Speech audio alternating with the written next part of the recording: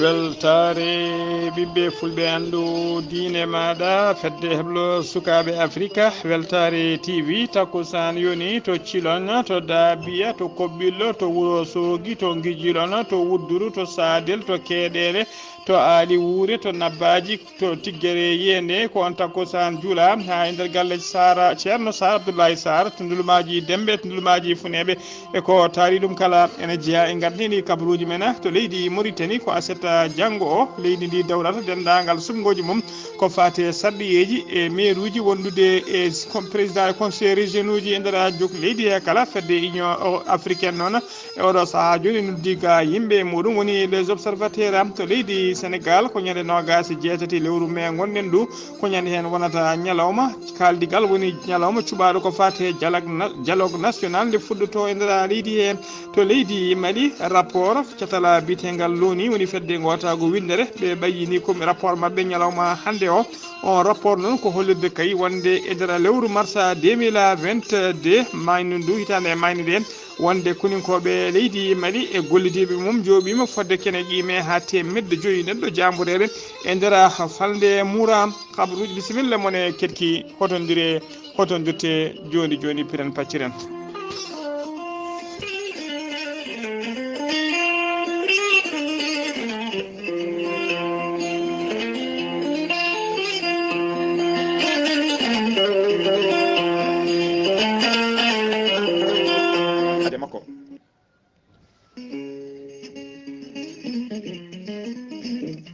ceerno Djiby Sy ko wittiyanke leɗɗe ko saftoriyanke safaruji fina tawa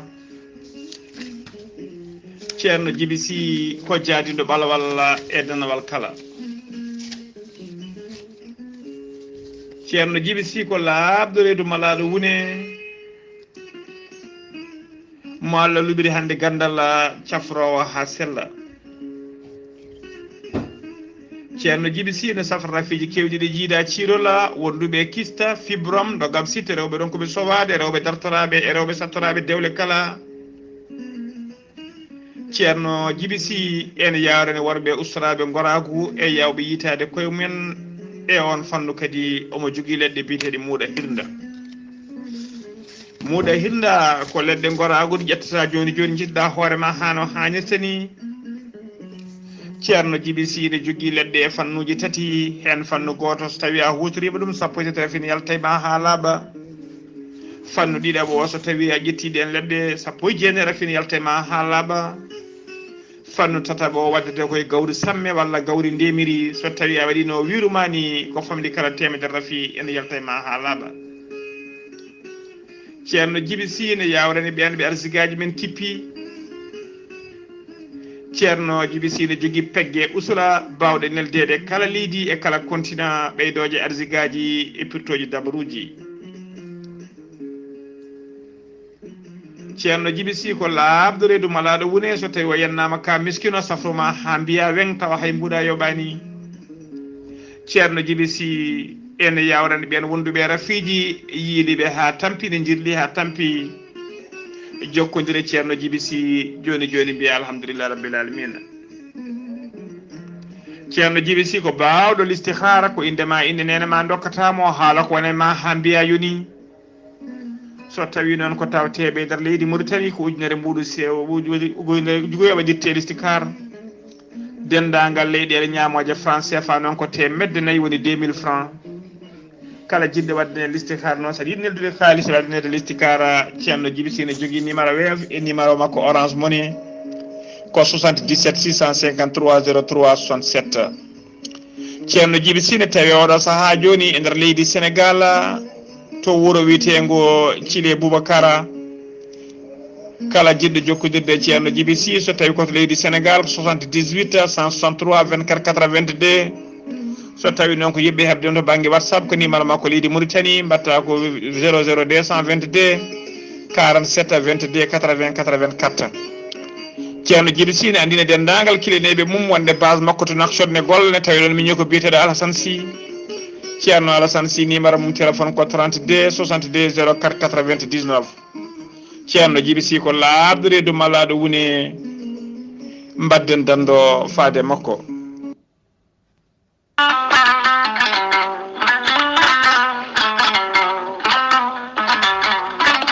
gurelte ko lekki moƴƴi haa ko moƴƴo iwru ko en to koridinnooro ari ko wallude e safrude haa moni kala yiito heen hoore muɗuma gurelte ko haako no haako wargani a ittade heen mbaɗa e ndiyam ngulɗam aɗa yara aɗa yiito cellal ɓanndu maɗa gurelte ala rewam ala effet ala haydara sa waɗi no wirani heen ma yiito heen kala cellal ɓanndu maɗa an jogiiɗo tension jogii AVC ƴiƴam dogata e ɗaɗi mum ɓanndu jaaɗoru ɓanndu wuloru kononne kadi koyɗe muusooje koppi muusooji ɓanndu muusooru kala mum gorel teyya ene safra haa jiituɗa heen hoore maɗa sa yiɗi anndude ko jangta e gorel teyya jahata koto site maɓɓe internet a mbaɗa www.gorelte.com ma janngan hoore maɗa kala ko poɗɗa yiide toona sa yiɗi jokkodirde e tonggode gorel teyya beele mbawa hebde lekki ki woto woɗɗu joni joni keɓa hen ko laaɓi so tawi gonɗa koto leydi Congo jokkodirta koye Haruna Gaydo kabinda so korkari ko toon wo moltoyto mbatta ko 00 242 04 411 68 26 so tawi gonɗa koto Afrique du Sud jokkodirta koye Ibrahima Diallo mbatta ko 0027 82 74 67 672 so tawi gonɗa koto Mozambique jokkodirta koye Ibrahima Ba Pemba Cabo Delgado Alex mbatta ko plus 258 86 128 77 21 so tawi gonɗa koto États-Unis de Amérique jokkodirta koye Abou Sow Kawral Fouta Business plus 1 34 77 01 56 77 so tawi gonɗa koto leydi France jokkodirta koye Haruna Gaydo 06 50 99 64 43 musidɓe tedduɓe gorel teyya hewɓe cettima dañi hen jaam kettude kaburuji mon e ɗemngal pulaar Afrique Asie Europe Amérique Moyen-Orient Océanie jam ñalle moon musidɓe tedduɓe eɗen goni e mawnde sappo e ɗiɗi lewru duujal hitande ujunnaji ɗiɗi e nogas e tati habaruji moon e ɗemgal pulaar e sawta he ko musidɗo moon sehil moon Ghalii Abuu Bah to karallagal ha mbawon yiide en to banggue nate mossoje ko min sehil men Saydou Abou Bah hono mbiruɗen gardidi kabaruji men ko leydi Mauritanie puɗɗerɗen ko aset janggo sappo e tati duujal 2023 e nder jokoli leydi Mauritanie kala fuɗɗoto sumgoji ñalawma tigui wona ñalawma sumgoji suɓade ɓe ɗin maire uji e député ji e wonoɓe président conseil régional uji ko aljuma hanki o tasi ha laaɓi ɗin bawɗi taw ko bawɗi ruma jarriba ko ñalawma jamma hanki sanga 0 heure ɗum uddi e nder jokli leydi he kala hono fedde witende union africaine ɓe noldi yimɓe mabɓe aroɓe kay yo gara daranaɓe sumgoji ɗi no ndewiri la so tawi ndewi lawol on nom jiiri sumgoji ɗi woni les observateurs e fedde union africaine ene tawi ɗo e nder leydi Mauritanie tawi ko arɓe nutitade e ɗiɗon sumgoji ɓe gari noon ko guila ñande alarba ɓennuɗo ko ambassadeur biteɗo Calixte Aristide Mbare kañum woni responsable département des affaires politiques de la paix et de la sécurité e fedde union africaine ko kañum ardi oɗon sete kamɓe sete o noon ha tenti noon e oɗon gardiɗo sete o ɓe joddima e hoorejo conseil constitutionnel leydi Mauritanie hono Diallo Amadou Bacca ha joni ko leydi Mauritanie pudoɗen leydi Mauritanie noon e catala bitengal fondation américaine pour le développement en Afrique ɓe cifodiri accord taw ko accord de développement on accord de développement noon herori ɗum ko région de Adrara jaru sifande nde ko ɓurtere no fewi saabu konde 4 millions taw ko haalisa dollar so tawi koto banggue Mauritanie sifande nde ko jawgal leydi ndi kalfinaɗo ko fate negol jawɗu ni élevage biyeteɗo Mohamed Wula Abdellahi Wula Othmane so tawi noon koto banggue fondation Amérique naɓe to ko biyeteɗo Travis Adkins kañum woni hoorejo fondation ko kañuma siifi ndeɗon sifande contrat o noon diire mum woni tigui gurdam mum ko nder duuɓi tati darde mabɓe noon woni ndeɗon fedde noon darde mum e oɗon contrat ko yidde ƴellidde kayit ko banggue élevage ha tenti e banggue falde Adrara ha mbawa ƴellitade tigui to banggue élevage beele kay eɓe certe caɗele guilay tebbuji woni teb ha e kocce kala haɓe certe hen haalama beele kay aynaɓeɓe kadi eɓen nehoɓe jawdi ndi ene mbawa yitade koye mumen hano hannirtani ha joni ko leydi Mauritanie kettoɗen jiyan ha to Guidimaga mbiri gembanoɗa ardade mairie ndi commune biteɗo commune mo Dougou Tourou ene tawe nder Mokata mo Ngabou e nder région de Guidimaga tawi o gembino ko dow landa wiyete ka El Karama kanko noon o gembino ko landa wiyete ka El Karama taw ene heddi waktuji tan seeɗa ene heddi waktuji ɗiɗi ruma jarriba woni campagne électoral o ne udda waktuji ɗiɗi heddi ene udda ko ɗon tigui o holliri wonde o démissioni ha laaɓi o gembiti gembe makko o hayti kay gembanade e dow ka ɗon landa wiyete ka El Karama o tawti noon kanko noon o holliri wonde o tawti kaɗo landa wiyete ka insaf woni landa laamuka noon yimɓe kala noon ina kawri wonde kay yimɓe hewɓe noon hakkillaji mumen miiji kay wonde ko jillu coordinateur régional de la campagne INSAF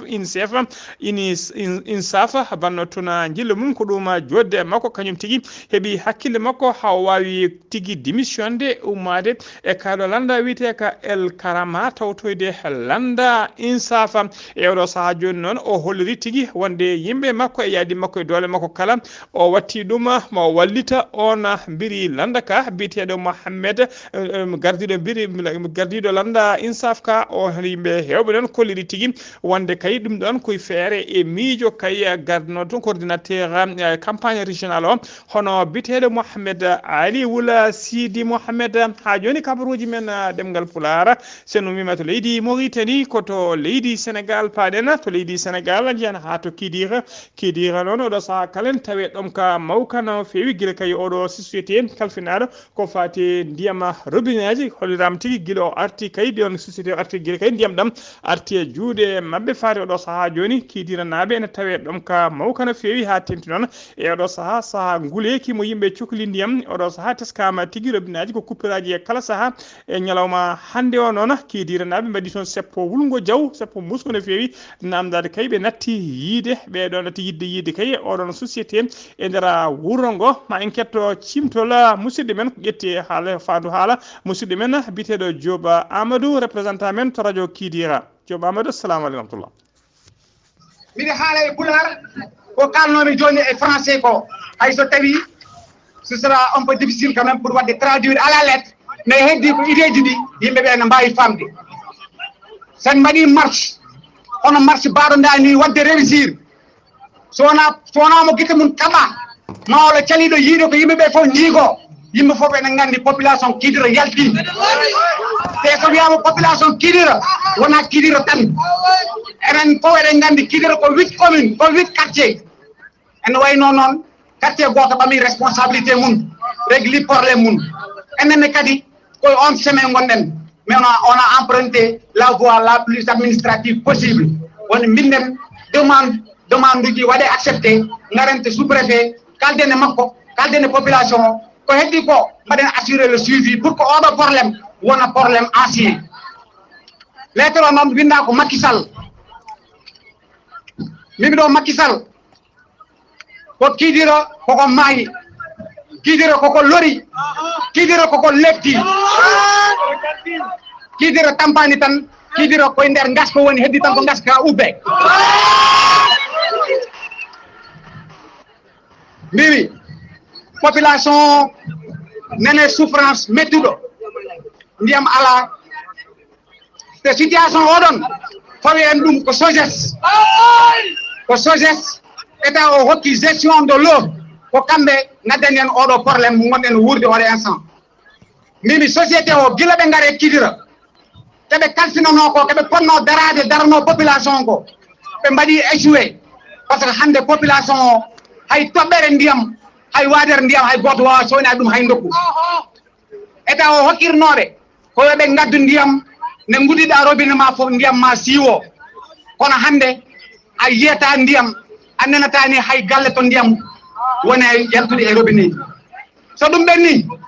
goto e men fof yi facture aji munen SOJES koye surfacturation ngaji woni a yoɓano oɗo mois o so arti aɗa foti yoɓde facture ɓe ɓeyde hen mois mo jomnoɗa o ɓe mbiya a yoɓanomo mbimi ɗum holliri tan SOJES arani réglande en joote men SOJES ari ko faggade so ɗum ɓenni SOJES ala ɗo bureau ji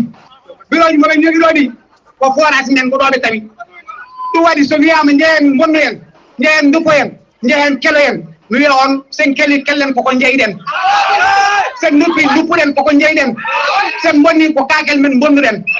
donc kaldereɓe poɗen haldude ɓe ɓamma décision ngaji ɓe poti ɓamde ɓeɗo cortoɗo ɓe ngumo e men en lori en lettima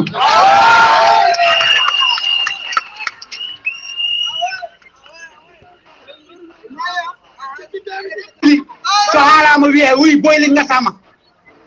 est ce que yimɓeɓe ene mbaɗi mesuré situation moɓe duddini en o yimɓe ne mbiya yiɓe dokku en souveraineté en eau eɓe jiya ɓe gasano hen boyli ɗum ɗo c'est aussi bien SOJES mais aussi wonanɓe en ɗo ɓe so neɗɗo ardinama ardinira ko yo fewnu so neɗɗo ardinama ardinira ko yo darano population kono en gardin ɗon ɓe en jii wonde darde mabɓe hay soko tawi eɓe mbaɗa seeɗe ko heddi ko ɓuuri hewde mo haalani foof koko daari ko weeli ɗum haali goto fof tenen daaro ko heɓata ko noon wuuro ngo ɓooyan yahani gandin président wonde so ndiyam ala wonki hankadi natti wonde sa nani gurdam ko ndiyam ɗum waɗi population Kidira hande darima wi en tampi ɗum ɗon noon ko message fort image uji ɗi ma jaltu message uji ɗi ma jaa il faut que yimɓeɓe ganda président de la république anda premier ministre makko anda ministre de l'hydraulique anda gouverneur préfet et sous préfet ɓe ganda population Kidira hande darde moɓe daari ɗo nde ɓe kolliri wonde SOJES natti bokkude programme uji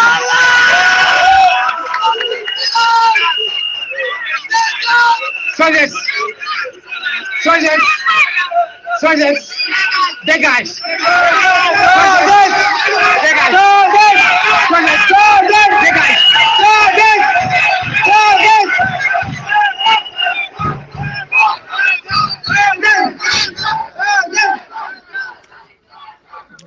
ɗo ko goto e mawɓe ardiɓe seppo wango ñalawma hande o walla subaka hande o e nder Kidira tawa ƴetti haala makko ko musidɗo men hono Dioba Amadou tawateɗo to Kidira kabaruji men ɗemgal pulaar ha joni to leydi Sénégal hono procureur de la république ɓayini communiqué mum hollirde holno kayino yaari warango biyetenoɗo Louis Ndongo noon ko ex ministre baraɗo e nder seppoji tawi kadi ko seppannoɓe mbarimo e nder seppoji baɗoɗi oɗo saaha kala e nder légal bitengal Ngoro to Dakar procureur on holliri wonde Louis Ndongo ko ex militaire o ƴetti golle makko kay wonde agent de sécurité koko ɓoyani ko e oɗo société biteɗo Falcon sécurité ko ñalaw makko gadana noon fuɗɗade golle makko ko nden tigui fuɗɗade golle makko e nder oɗon société ko ona ñalawma kadi hawri e sati makko o wara taw ko warimo ko ɓen waɗannoɓe waɗoɓe seppo ɓe noon caggal nde jiimo omo ɓorni tini taw ko tini sécurité o agent sécurité o ɓe cikkima taw ko militaire noon tigui yimɓe sukaɓe seppannoɓe jiime e makko pedi piimo kaaƴe piimo kay ha o wasi fittade makko hono no holliri procureur o ɗum noon hollirama tigui ko heno hawri ladial o mino noon ko golle makko o yinno tigui ko yaade to joom suudu makko gonnoɗo to nokku biteɗo Yoff Tongora ko nden tigui o hawri e ɓeɗon sukaɓe seppoɓe mbaɗimo ko wiyete CNC woni pimmupiggal musgal no feewi procureur on o erima kala kay ganduɗo walla kay keptinɗo goto e ɓeɗon sukaɓe yimɓe makko e pimu haw wasi fittade makko nde wawat tigui gollodirde e yimɓe halfinaɓe ko fate enquête o procureur o kadi ha joni nde holliri wonde parquet o no didono ene duno dendagal ɓesgu e koreji on biyetenoɗo Louis Ndongo ha joni kabaruji men ɗemgal pulara to leydi Sénégal ha joni police halfinaɓe ko fate nden ka e kisala yombel komiko ɓe nangui sagataɓe ɗiɗo dartonoɓe hutorade ko fate drogue mo hinde chanvre indien hewɓe kay kala saaha fodde ha kine ha guite lamma nde police o teɓiɓe noon nanguiɓe tin namdiɓe ɓe kolliri wonde kay yeeye tawi woni fournisseur mabɓe oɗon drogue koddiɗo mabɓe koɗɗo huɓere dow mabɓe woni premiére étage nde on nanga noon tawama tigui e nder suudu mum tawama hen corniche tawama hen tigui morle kewɗe taw ko morle oɗon drogue mo hinde chanvre indien kamɓe kala noon e oɗo saaha joni ɓe ɓenninama yeeso parquet caggal kay nde ɓe mbanno waktuji seeɗa to commissariat mo koni ko to yembela ha joni kabaruji men ɗemgal pulara to leydi Sénégal ha joni boutique goto tawateɗo to Pikine to ɓe Pikine sumi cumu kulɓinigu no fewi boutique o noon e kala saaha boutique o noon kala ɓe hollirama noon teskama boutique o kala e ɓattade ɓen witeɓe koninkoɓe faabo woni sapeur pompier en haɗani nde ɓen jettoto tawa cumu ngu bonni boutique o ha laaɓi marchandise o kala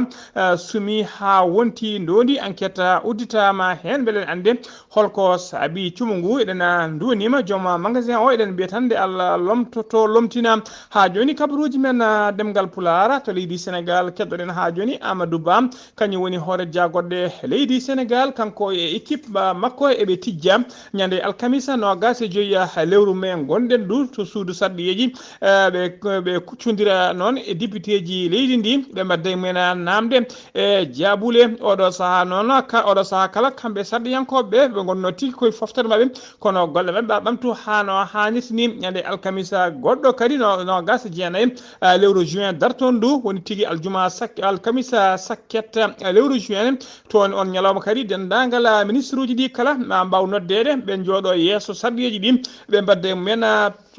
mumen namdalama jaabol maɗa ha joni kabaruji men e ɗemgal pulaar to leydi Sénégal ha joni hakkude Matam e Wourossogui joom moto goto taw ko moto Jakarta tawi ala ko dartoduno so wona kay kala saaha nangude rewɓe ha tengti e kileneɓe makko o nawa ɗumen ha nder ladde o yaltina laaɓi o menace ɗumen wonde kay o fijja mumen o yaltina laaɓi yo jomum lelo fijja mum walla o itta wonki mum o woppani sukaɓe o taraki rewɓe o hormaki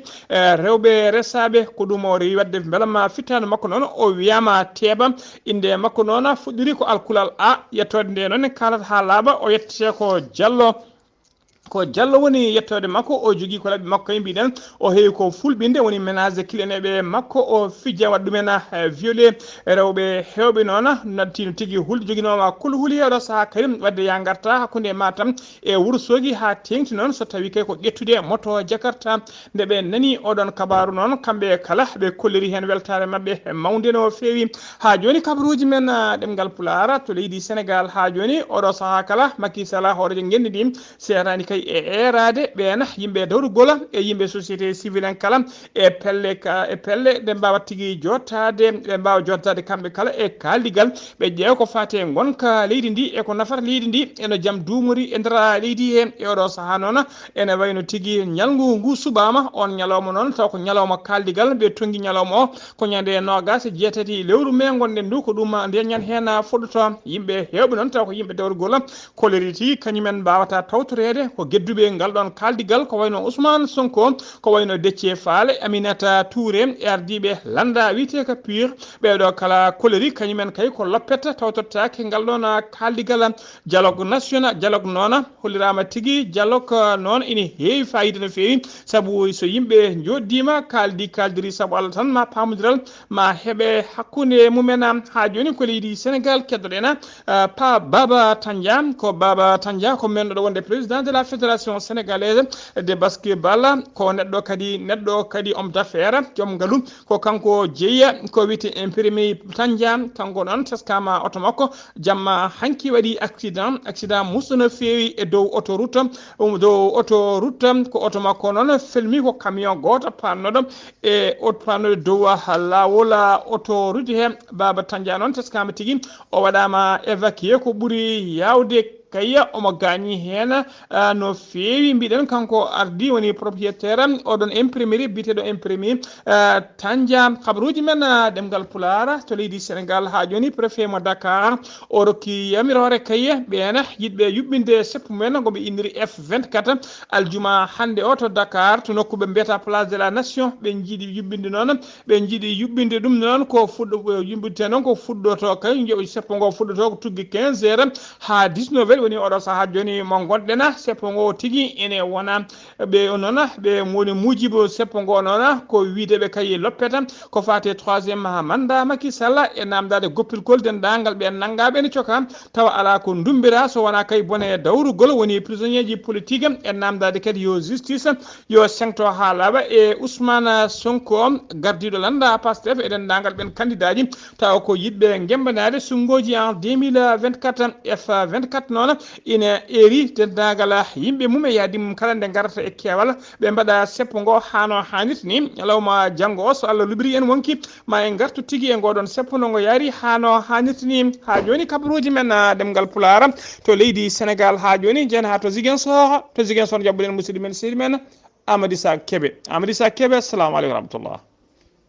Waaleykum salam wa rahmatullahi ta'ala wa barakatuh. Ghalii Abuu Bah salmitama dennangal hetto e weltare TV kabaruji garanɗen ɗo e nder Ziguinchor jeyten ko to e mairie Ziguinchor kamɓe dey ina wayno grève woni jokki ha joni ɓe mbaɗi hanki haalirde mabɓe hakkude mabɓe e maire mabɓe Ousmane Sonko lebbi tati ɓe mbi ɓe joɓaka rutti kadi fekkiɓe kadi e Ba Moule Nemadi Kadior e Santhié Ba e Tillen ɗum e Kenya ɓe kolliti noon kamɓe de ɓe jahani hande ɓe jahani janggo oy goto ɓe fof yo daro e damal jamma e ñalawma ina garda ɓe mbi kamɓe ɓe jahani ɓe kolli tan ko yoɓe jooɓe salaire mabɓe o rutti kadi on waɗaɓe menace de mort o wi kala e mabɓe mo liggaki ina wawi ni fittani mo heddo hen ɓe mbi noon ɗum ko hay hunde kamɓe e hakkude mabɓe e makko ɓe namdi tan ko kalis mabɓe yo ar so tawi kalis mabɓe arani ina wayno oɗo mairie liggetake hande liggetake janggo so eno mima ɗon jehen to e palol dane maayo Ghalii Abuu Bah holko kewi ñalawma alkamisa ñalawma o ɗo ene jogori kewde ñande nogas e goho nduɗo lewru holto keɓata wuuro wiyetego Wastake hol baɗanteɗo ɗum ceerno meɗen ceerno Hammad Mamadou Ly oɗo jogori waɗnede walla ganduɗa ceerno Hammad Coumba kanko de jogori waɗenede ɗon e Wastake waliyu Allah eɗen gandi ko ceerno ko jokkannoɗo en ɗam kanko oɗo ceernajo eɗen gandi o yahanno tan ko wiliyu Allah eɗen gandi kankone kadi ko almudo tijani yanke laaɓɗo mo gaddam nde wuuri nde noon waɗete noon ko e gardagol ceerno Ibrahima Samba Ceedil on ruttima e jomum hande teddugal ngal fof waɗa koye ceerno imam mabɓe ceerno Sada Diallo ɓe mbi noon eɓe noddi pete jeeri e pete waalo eɓe noddi Bosoya hay goto ɓe goppani yirlaɓe e Ngenar eɓe noddi holɗum ɗeɗo guure baroɓe eɓe noddi Tebegout eɓe noddi Mbotto eɓe noddi Thila Garlol Ali Baydi Liliye walla yahanma ha Jarangel yahanma e dennagal nokkuji gonɗi ɗo ndi fewanma Mbumba yahanma ha e nder bokkeji ala fof moɓe goppi eɓe ƴetti teddugal ngal fof kadi eɓe mbaɗi e ñalawma o kadi e weltare TV gardagol ceerno Habou Diallo Sar Ablaye Sar Ghalii Abuu Bah e correspondant ji mum ɗo mbawi wonde fof ɓe mbi on bisimilla mon ñalawma nogas e goho nduɗo lewru ɗo e Wastake hay goto mon ɓe goppani ɗum noon eɗen gandi ɓe mbi so ɓe pini subaka ko janggude Qur'ana ɓe kuccanta ha waktu tisubari yimɓe gotto ummo ɗon jaaha to e Ba Moule baroɓe e Wastake kamɓe ndendi Ba Moule ɓe juuro toon waliyu Allah o ɓe juuro toon dennagal waliyaɓe ɓe ñagono Allah leydi Sénégal ɓe ñagono leydi Mauritanie e dennagal leyɗele julɓe fof moƴƴere fof e deƴal ɗum woni oɗo ziyara eɓe noddi hay goto ɓe goppani ceerno men waliyu men Allah ceerno men ceerno Hammad Coumba gandiraɗo ceerno Hammad Mamadou Ly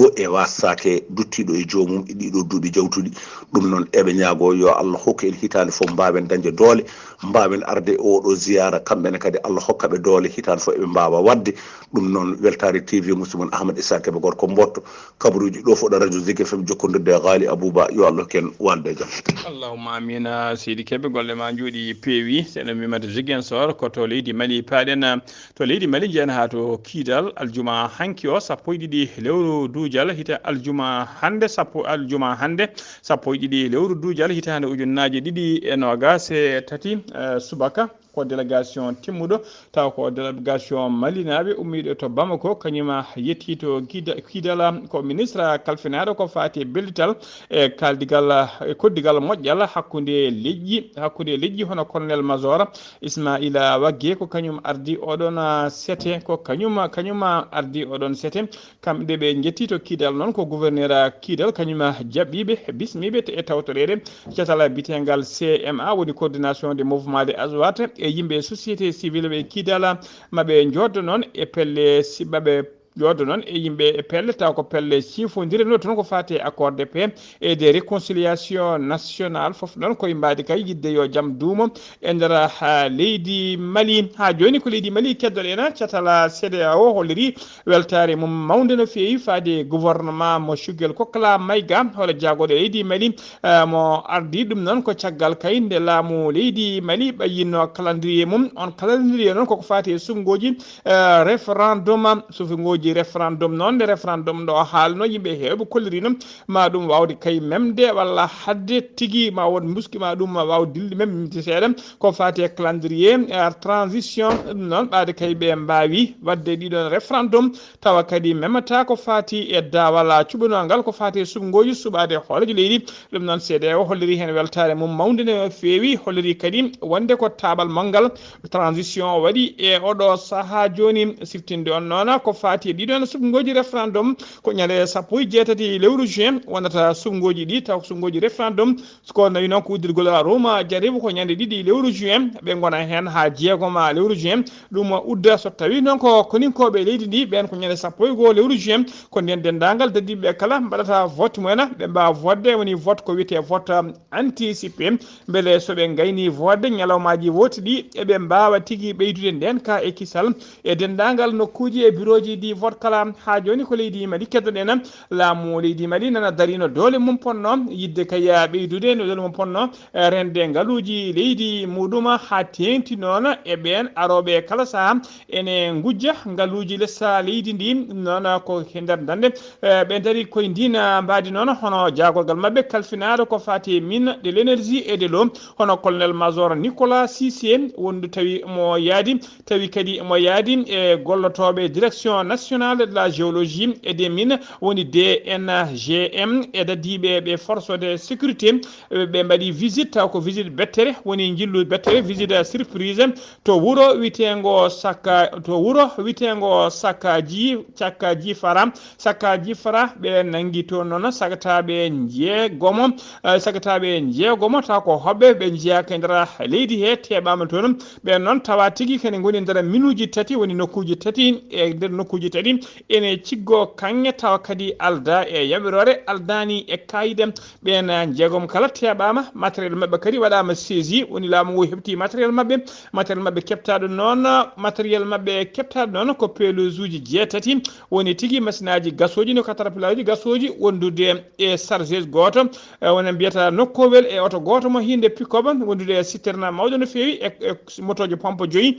wondude e générateur uji ɗi woni groupe aji électrogène uji ɗiɗi ko ɗum woni ko laamu ngu tawrimi kamɓe jeegom kala ɓe naggama kadi matériel mabɓe waɗama saisi arti e juuɗe laamu e oɗo saaha joni ha joni kabaruji men ɗemngal pulaar to leydi Mali ha joni jeehen ha to Moura rapport fedde gotago windere nde loni ɓe ɓayini rapport mabɓe on rapport noon ko holliri tigui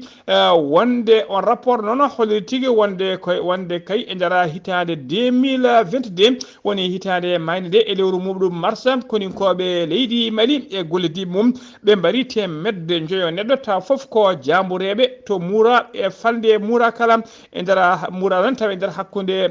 leydi he rapport o noon ko aljuma hande sappo e ɗiɗi lewru mai ɓe ɓayini oɗon rapport ko bureau des droits de l'homme des nations unies ko kañuma ɓayini oɗon rapport musidɓe tedduɓe gasi ha laaɓi ceer ko ɗum ɗo wonno komin tongan noon habaruji men e ɗemgal pulaar ɗo e sawta he ko musidɗo moon sehil moon Ghalii Abuu Bah to Ziguinchor ko Amadou Issa Kébé kettimalaki jaam yo jamal jogomi jogo on en nangani en kaɓirɗe ha mbawon yiden to banggue YouTube ko miñi men sehil men Seydou Abou Bah yo jaam Allah walan en